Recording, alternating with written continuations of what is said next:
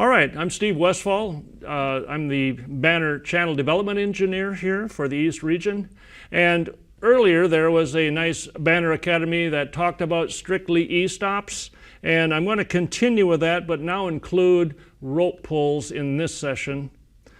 Rope pull is something that obviously many of the rope pulls actually have an E-stop built right into the body, as you see here, but the rope itself that's extended and held at a specific tension is actually the E-stop if it has a red rope.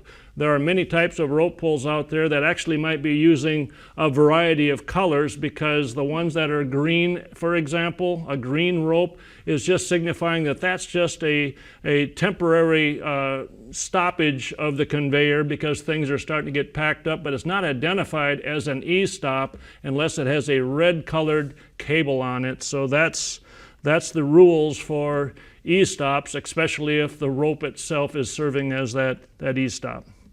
So these switches have the E-stop ingrained on it. If you do want that on there, it's an option according to the model number.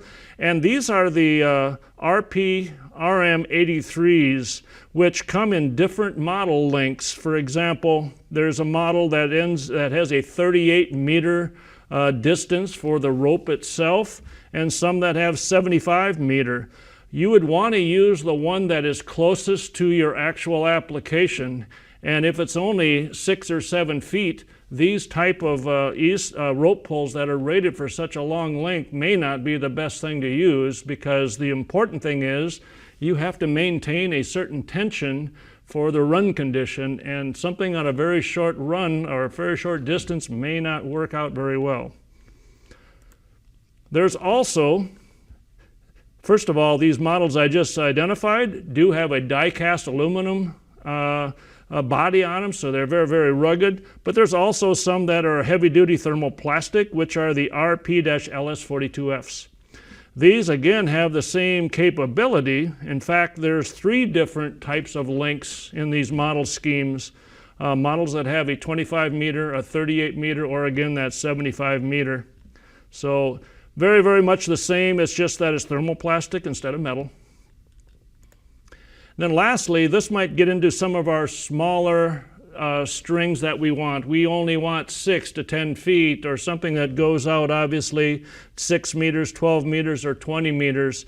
This would be more appropriate just because it's rated for that distance and it's easier to set up where you have the proximate tension that you need for these to be running. So depending on the distance of that rope, we've got a lot of models of rope pulls, obviously. Now the blue that you see, that is what's making this a safety-rated E-stop or a safety-rated rope pull, because it is latchable. If you have a type of a rope pull that doesn't have a blue retractable reset on it, all that is just a trip model used for those incidental suspensions where you just need to pull a green colored rope because you just need to stop the motion until it's okay to let go again. But if it is a true rope pull for the sake of stopping, such as an E-stop type action, it's got to be latchable. It has to be something that stays disengaged until you're ready to say, we've done all of our reporting of what happened during this condition where somebody pulled the rope. Now we're ready to go again by pulling out on that blue button, if you will.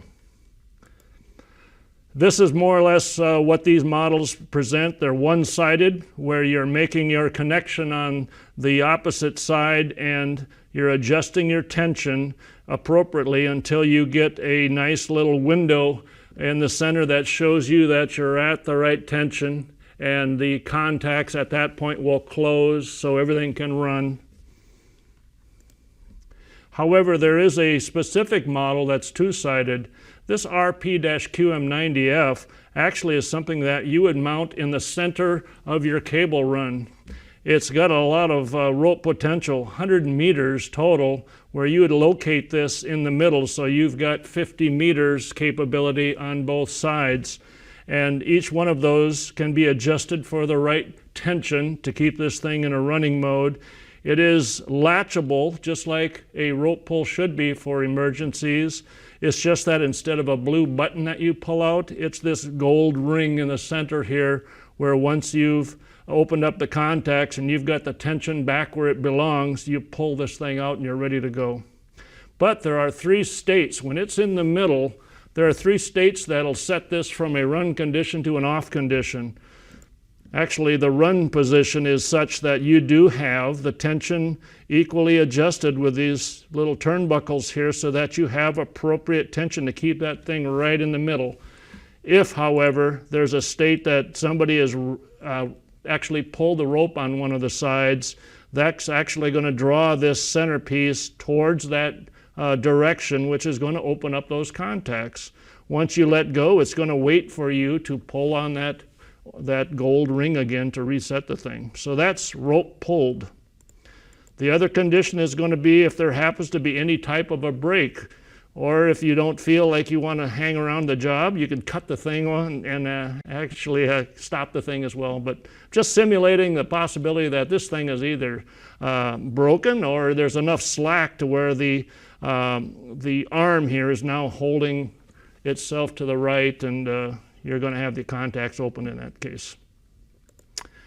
Okay, that is it for the rope pulls. Thank you for joining.